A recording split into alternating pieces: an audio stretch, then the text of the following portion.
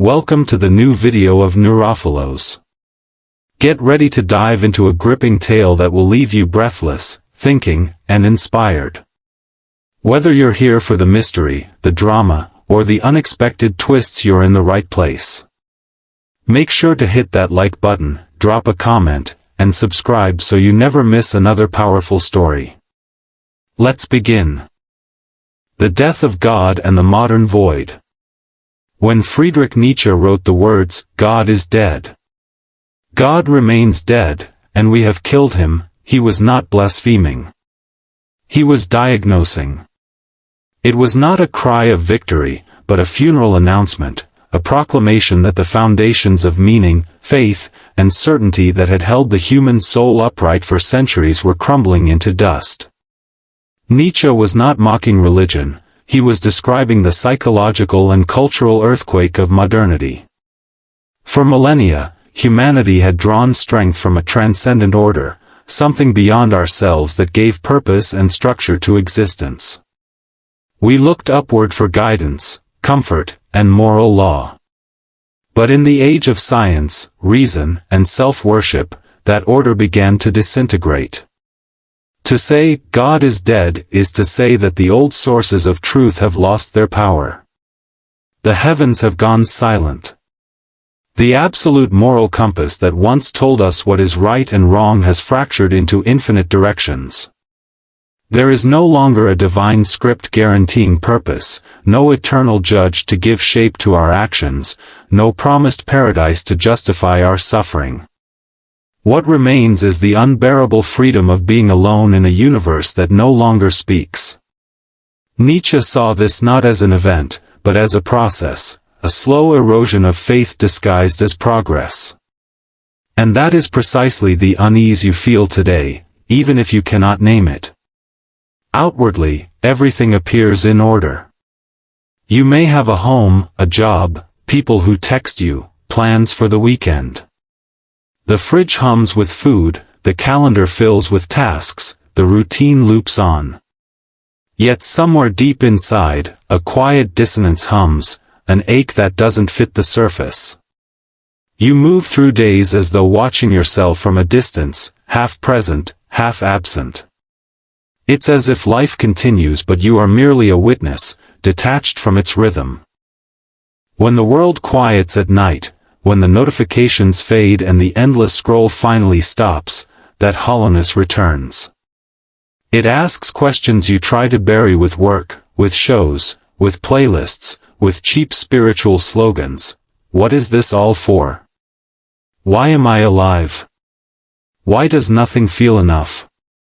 That question is the ghost of Nietzsche's revelation, knocking on the walls of your consciousness. We were promised meaning. We were told that if we followed the formula, study hard, find a career, build a family, contribute, behave, fulfillment would come. But as the world modernized, the script began to unravel.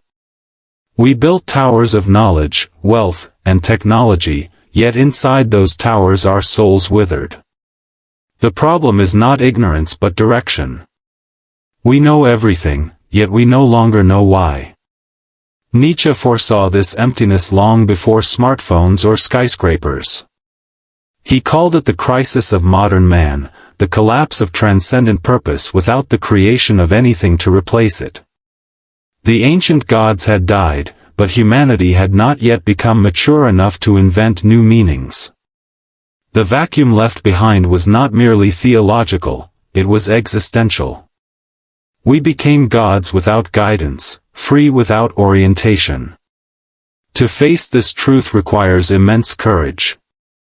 Most people will do anything to avoid it. They will drown in entertainment, hide in productivity, lose themselves in endless opinions, or cling to ideologies that promise quick certainty. But beneath every distraction lurks the same wound, the unbearable lightness of being in a world stripped of sacredness. Nietzsche warned that this would lead to nihilism, the belief that life has no inherent meaning or value. Yet he did not surrender to despair. He saw it as the beginning of a new challenge, to build meaning from within rather than receive it from above. The death of God, he wrote, was not the end of humanity, but the test of whether we could survive without our spiritual scaffolding. Could we stand without divine permission? Could we create our own values in the void? Even now, his words echo across centuries because the condition he described has only deepened. We live amid abundance and connection yet feel spiritually starved. We possess knowledge but lack wisdom, freedom but no direction, pleasure but no joy. We have traded temples for screens, prayers for algorithms, and sacred rituals for consumer rituals. When Nietzsche's madman enters the marketplace to announce that we have killed God, the crowd laughs, not realizing what has been lost. Humanity, he says, has unchained itself from the sun and is now wandering through an infinite night. That is where we stand today, illuminated by artificial light, surrounded by noise, but inwardly drifting through darkness. Yet Nietzsche's message is not despair, it is a demand for awakening. The death of God is not the collapse of hope, it is the call to take responsibility for our own souls. When there is no divine author, you become the writer of your existence. The void is terrifying, yes, but within it lies the raw material of creation. Perhaps the unease you feel is not a flaw but an invitation, the beginning of a new consciousness that refuses illusion. To feel the void is to stand at the threshold of truth. And from that threshold, a new question rises, the question that will haunt all who have awakened. Now that the old gods have died, what will you create in their place? The illusion of progress and the rise of nihilism. Modern life moves with the rhythm of acceleration. From the moment you wake up to the buzz of your phone, you are pulled into a current of noise, tasks, and notifications. Every second demands your attention. Every hour is measured by productivity. You wake with a to-do list and fall asleep with the uneasy sense that you are still behind. Yet beneath the constant hum of activity, something quieter stirs, a fatigue that sleep cannot cure. It is not the tiredness of the body, but of the soul. We were promised that progress would save us. That technology, freedom, and comfort would deliver happiness. Humanity believed that once the material world was conquered, the spirit would find peace. But here we are, surrounded by abundance and haunted by emptiness. The dream of progress has turned into a mirror reflecting our own confusion. Why, with all our advancements, do we feel more lost than ever? Nietzsche foresaw this paradox. He understood that the death of God would not only dissolve religious faith but would erode the very meaning of progress itself. Once the divine order was gone, our striving toward better would lose its anchor. Better for what? Progress toward where? Without an ultimate goal, our achievements become motion without direction, like running on a treadmill that never stops. Every generation has been told the same story: study hard, work harder, buy more, climb higher, and meaning will follow. Yet this promise no longer holds. You can reach every milestone, collect every symbol of success, and still wake up hollow. The salary increases, the house grows, the followers multiply, but inside, the silence deepens. We have mastered the external world and lost the internal one. Nietzsche described this as the illusion of control. Humanity, he said, had killed its gods and crowned itself ruler, believing that reason and science could replace the sacred. But in doing so, we mistook explanation for purpose. Science can tell us how life happens, but not why. It can cure disease but not despair. It can extend our days but cannot tell us what to do with them. The human heart still aches for meaning, but the old wells have dried up. Religion became ritual without spirit, morality became negotiation, and even science, our new deity, offers data without direction. The moral pillars that once guided us have eroded, yet we continue to act as if they still exist. We speak of good and evil, but deep down, many no longer believe those words mean anything absolute. We talk of purpose, yet cannot define one that transcends ourselves. We are free to choose, but we no longer know what to choose for. This is the crisis of the modern world, a contradiction that defines our age. We are free, yet lost. Empowered, yet hollow. We have the liberty to do anything, yet the absence of reason to do anything at all. The structure that once told us who we were has vanished, leaving behind infinite options and no compass. You feel this contradiction in moments that should bring joy but don't. When you complete a project you've worked on for months, and instead of satisfaction, you feel only an empty, "What now?" When surrounded by people who love you, you still feel alone. When you reach a goal you've chased for years and realize it hasn't changed the way you feel inside. That quiet disappointment, that sense that nothing fulfills, is not personal failure. It is the modern condition. Nietzsche called it the void of meaning. He warned that when the highest values lose their value, we enter the age of nihilism, the belief that life itself has no inherent purpose. But nihilism, in his view, was not simply despair, it was a stage of transformation. The problem is not that God has died, it's that we continue to live as though he hasn't. We cling to routines, roles, and ideals that no longer hold substance. We act as if truth still exists somewhere outside us, while secretly suspecting it does not. To escape this, most people do not awaken, they anesthetize. They drown the silence in consumption. Buy, post, achieve, repeat. We travel to distract ourselves, meditate to feel productive, and chase positivity as though happiness were a trophy. But behind every pleasure, the same hunger grows, the hunger for something real. Nietzsche saw this sickness long before the digital age. He understood that a civilization that loses its gods will seek new idols. Today those idols are fame, productivity, comfort, and virtual applause. But none of them satisfy. They only deepen the void. We are living through the prophecy Nietzsche uttered more than a century ago, the moment when humanity realizes that it has unchained itself from the sun and now drifts through an infinite darkness. The tragedy is not that the light is gone, it's that we pretend it's still shining. We go on as though meaning remains, while the ground beneath us has disappeared. But there is hope in this darkness. The collapse of illusion is also the birth of possibility.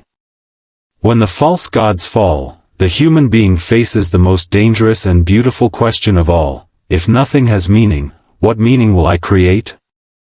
Nietzsche believed that this moment, the recognition of emptiness, was not the end of civilization but its rebirth.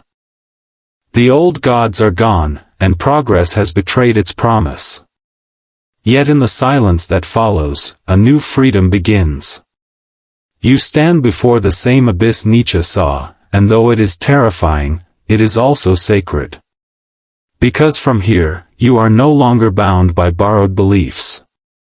From here, you can begin to create your own truth, not inherited, not imposed, but born from the depths of your own being. The abyss of nihilism and the courage to cross it. Have you ever felt that your life moves forward, yet nothing inside you moves with it? You wake up, go through the motions, check the boxes, and still feel an invisible weight pressing against your chest. You smile when expected, laugh when appropriate, succeed when required, and yet the world feels drained of color. This is not fatigue. It is not failure. It is nihilism. Nietzsche saw it before the world had words for it, the silent epidemic of meaninglessness. The collapse of faith was not the end of belief but the birth of emptiness. When God died, the heavens didn't thunder or collapse, they went quiet. Humanity was left in a stillness it could not bear.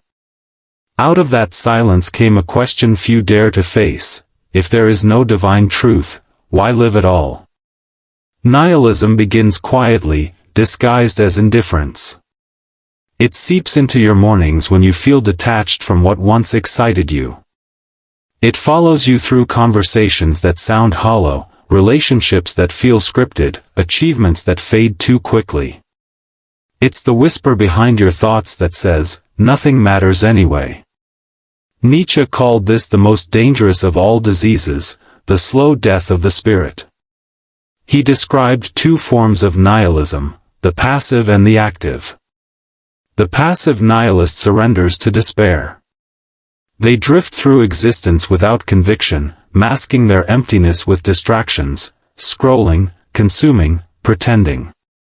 They become experts at avoidance, afraid to look too closely at the mirror for fear of what they might see.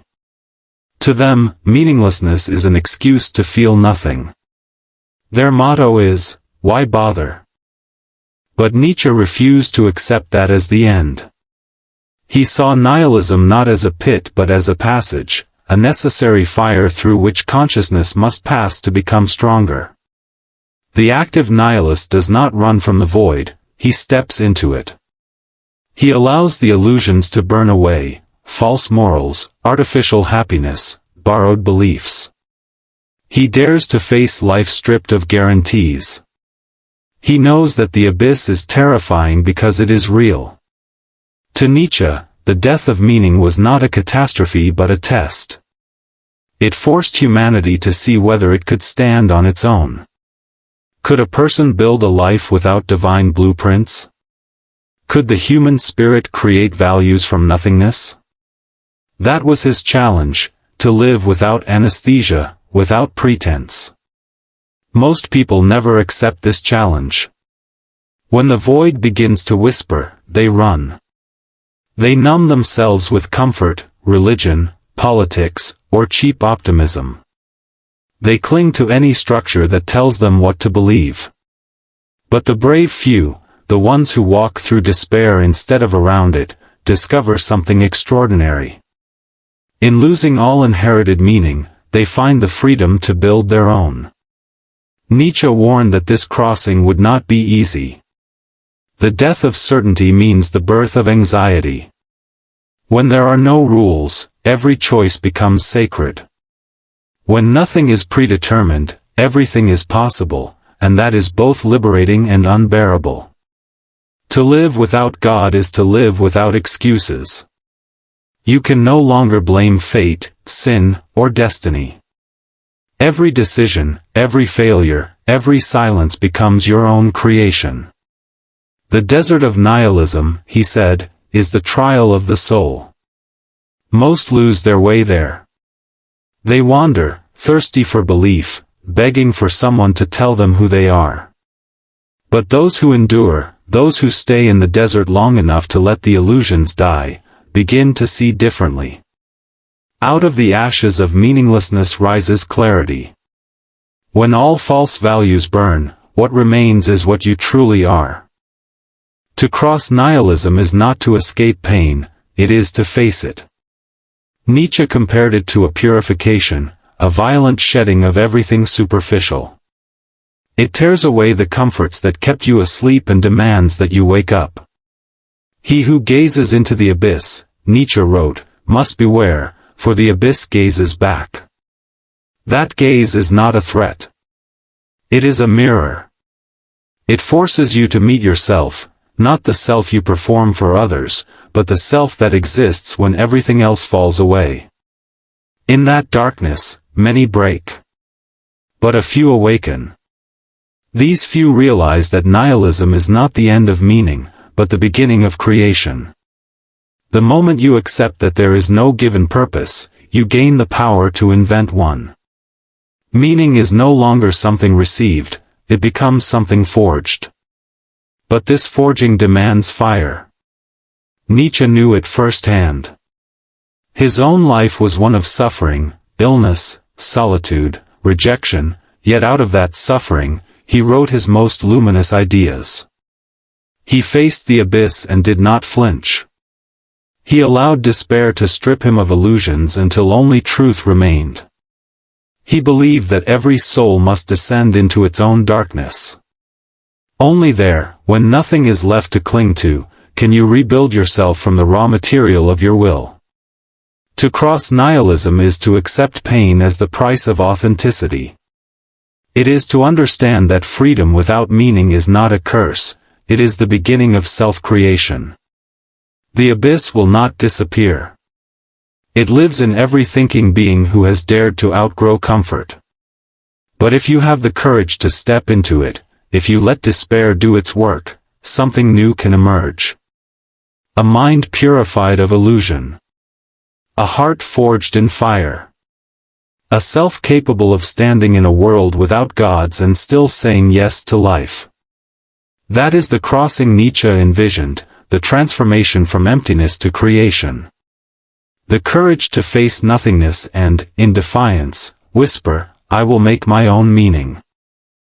The fire of suffering and the birth of meaning. We are taught from the moment we open our eyes to run from pain. The first instinct of every living thing is to recoil from suffering, to treat it as an error in the system, a signal that something has gone wrong. But Nietzsche believed the opposite. He saw pain not as proof of failure, but as the very engine of transformation. Only great suffering, he wrote, is the ultimate liberator of the spirit. It is the furnace where the self is burned clean of illusion, where all that is false within us melts away, leaving only what is real. Suffering, to Nietzsche, was not cruelty. It was necessity. Every soul that wishes to grow must pass through fire. Every profound awakening begins in despair. The wound, he said, is the place where light enters, but not before it bleeds. Yet we, modern beings, have been conditioned to avoid that process. Our culture worships comfort. We are told to seek peace, success, and positivity, to cushion ourselves from every sharp edge of existence. We scroll past grief, we medicate our anxiety, we decorate our depression with affirmations. But comfort does not heal, it sedates. Pain, when faced truthfully, does what comfort never can, it transforms. Nietzsche's own life was proof of this philosophy. Sick, lonely, and misunderstood, he wrote his greatest works in moments of absolute agony. His body failed him, his friendships collapsed, his mind teetered on madness, and yet he created something immortal. He understood that the soul, like metal, must be tempered in fire to gain strength. Only through suffering can we confront the truths we spend our lives avoiding, our mortality, our dependence, our illusions of control. To suffer consciously is not to wallow in despair but to use it as a mirror.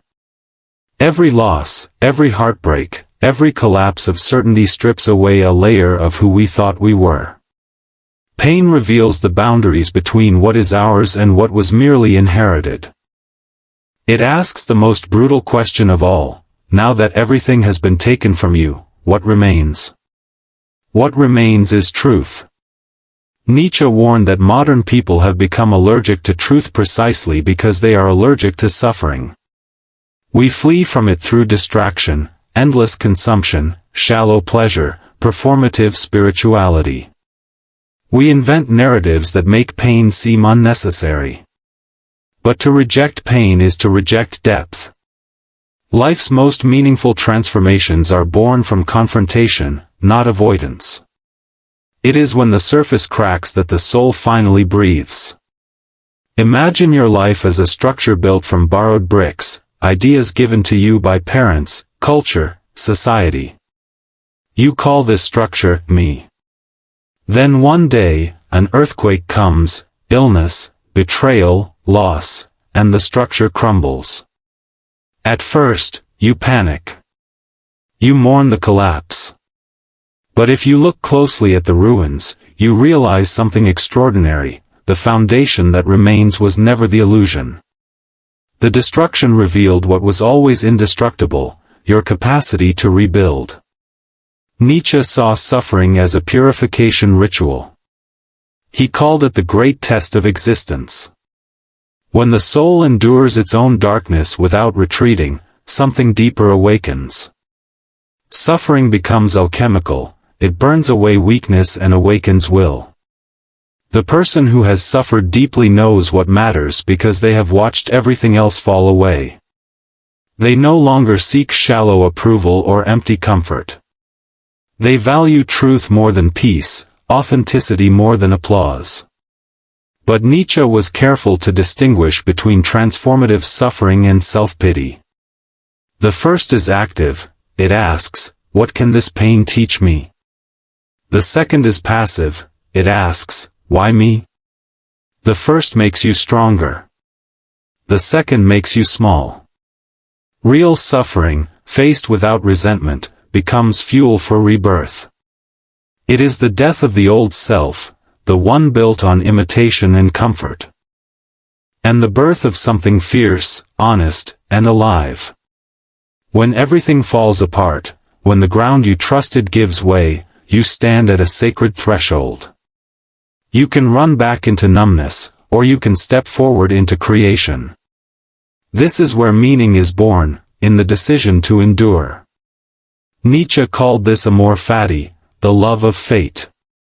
To embrace not only the joys of life but its cruelties as well.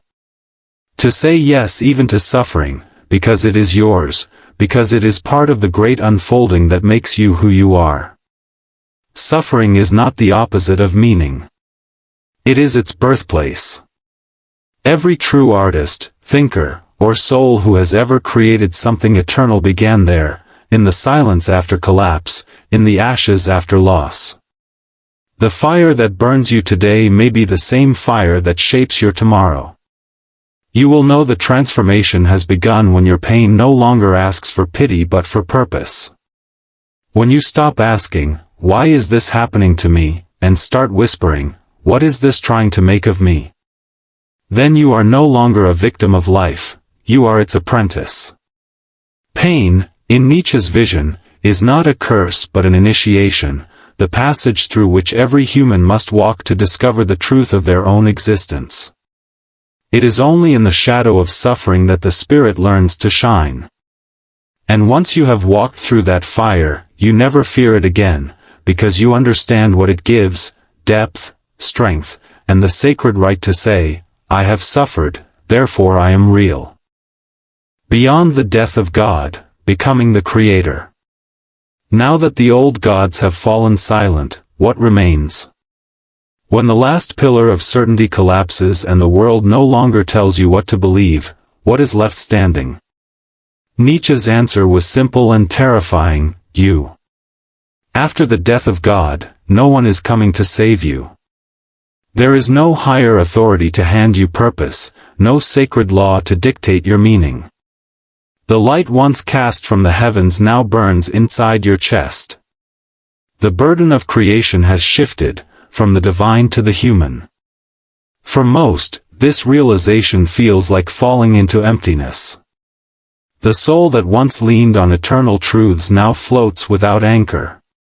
But Nietzsche did not see this as tragedy. He saw it as the beginning of a new possibility, the moment when the human being could finally become the creator of their own values.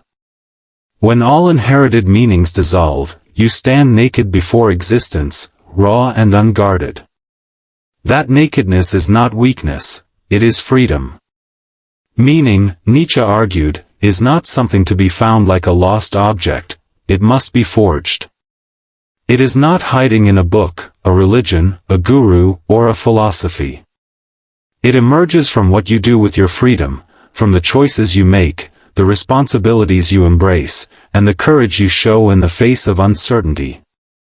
The modern illusion is that meaning will arrive when life becomes easier. Nietzsche shattered that lie. Meaning is born from struggle. It is carved from the tension between what is and what could be. To live after the death of God is to live without guarantees. Every action becomes sacred because there is no script anymore. You are the playwright now, writing in real time with no rehearsal. That is why Nietzsche's words strike both fear and exhilaration. He who has a why to live can bear almost any how. Once you choose your why, not one handed down to you, but one you create, you begin to transform chaos into order. But what should that why be? For Nietzsche, it does not have to be grand or universal. It must simply be yours. It can be art, truth, compassion, knowledge, mastery, anything that ignites your spirit and justifies your suffering. Meaning must cost something. It must demand your strength, your time, your vulnerability. Easy meanings, the ones sold in slogans or self-help books, are too fragile to bear the weight of existence. Real meaning must be earned. To create meaning is to act, to step into the unknown and declare, I will build something here. It does not begin with perfection, it begins with honesty. The courage to say no to what is false and yes to what is true for you. Every act of creation begins with destruction, with burning what no longer belongs to you. Old beliefs. Old identities. Old fears. You cannot build a temple on rotten ground. Nietzsche called this process self-overcoming, the act of surpassing who you were yesterday. It is not about power over others, but mastery over yourself. Each time you destroy an illusion, you rise closer to truth. Each time you accept pain as a teacher rather than an enemy, you grow deeper. The path to authenticity is not a straight ascent, it is a spiral of deaths and rebirths. This is where Nietzsche introduced his most misunderstood idea, the Übermensch, the overman. Not a superhuman or tyrant, but a creator, someone who transforms chaos into art, who dances on the ashes of old values and says yes to life in its totality. The overman is the one who has walked through nihilism, suffered its fire, and emerged with new eyes. They do not ask the universe for meaning, they give it. The overman loves existence, not because it is easy, but because it is real. He embraces joy and tragedy alike, knowing they are inseparable. He no longer needs heaven because he has learned to make meaning on earth. His freedom is radical, his responsibility total. He creates not out of arrogance but out of necessity, because creation is the only way to stay alive in a meaningless world. In truth, Nietzsche was calling every one of us to this path. He did not want disciples, he wanted creators. He wanted human beings who would dare to live without illusions, who would transform despair into vision. To him, the death of God was not the end of the story, it was the beginning of evolution. Humanity's next stage would not come from biology but from consciousness. So the question remains, now that you stand in the silence where God once spoke, what will you build? Will you run back to comforting lies, or will you stay and create something worthy of your freedom? The abyss still waits beneath you, but above it, there is space, vast, open, and alive. And perhaps that is what Nietzsche meant all along, that when there is no longer a God to define you, you are finally free to define yourself. The world has no script left to follow. The divine order has ended. But in that ending lies the birth of something miraculous, the human soul realizing it can create. The old light has died, yes, but in its place, countless new suns are waiting to be born, each one hidden inside the heart of someone brave enough to face the void and whisper, let there be meaning.